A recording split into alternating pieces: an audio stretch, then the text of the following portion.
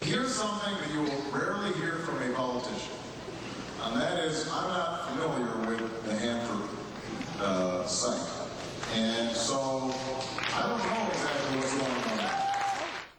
Now, that was a stump Barack Obama speaking to voters in Oregon, showing what many would cite as his clear lack of experience. McCain is continuing to hit Obama for comments like that, as well as his willingness to speak with rogue world leaders like Ahmadinejad. Listen to this.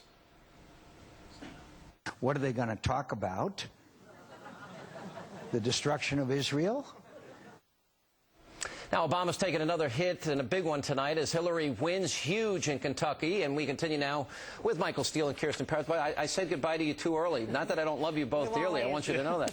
All right. We're back. We're back. All right. Let me, for our audience, remind everybody, we're going to play for you what Barack Obama said on Sunday when he said that Iran is not a serious threat. That was specifically comments that he made. And we're coupling those with comments that he made in Montana today, where he said Iran is a grave threat. Roll the tape. Iran, Cuba, Venezuela, these countries are tiny compared to the Soviet Union. They don't pose a serious threat to us. Iran, they spend 1/100th of what we spend on the military.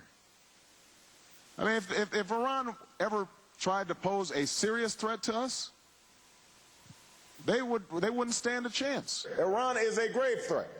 It has an illicit nuclear program. It supports terrorism across the regions and militias in Iraq. It threatens Israel's existence. It denies the Holocaust.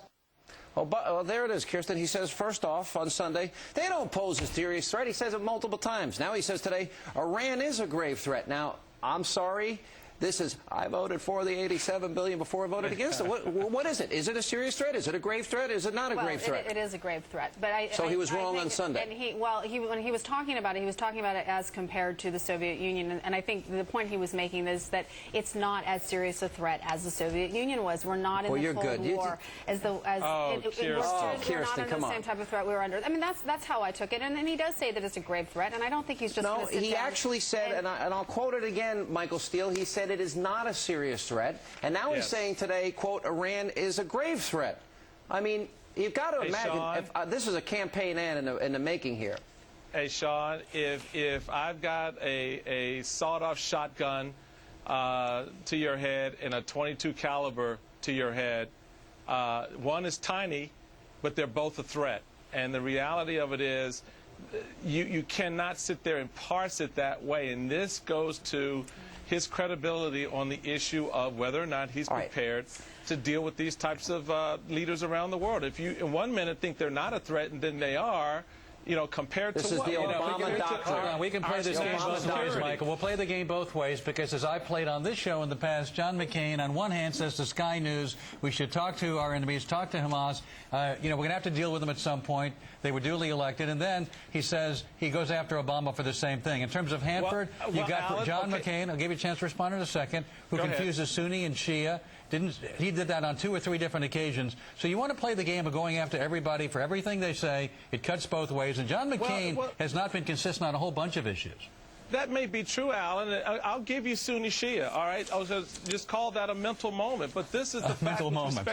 This is the fact of what he was saying with respect to your earlier point was, yeah, we at some point should talk to them.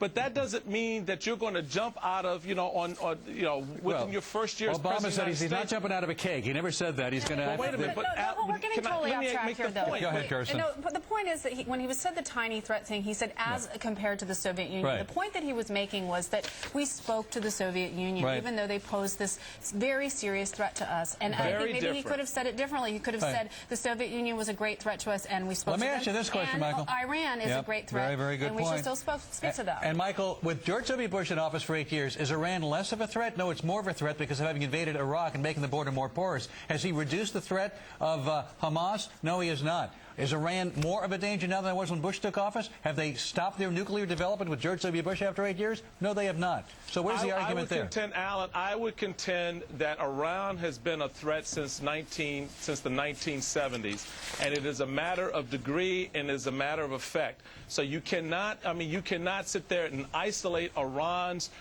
push and movement towards nuclear hegemony, as well as it's want to play we keep a big hearing role it's a threat. in the Has Middle Bush East reduced that threat? in an 8-year cycle. My point is, you've got to look at what they've been doing over the totality of time, and they've been a threat, period. And you can sit here, we can argue about the degree of the threat as much as you want. The question is it less of a threat under the Bush administration? But the reality, with his policy. I say it's a consistent threat. Right, It's well, he hasn't reduced not it. less or more. We have to run. We thank you both. Coming up.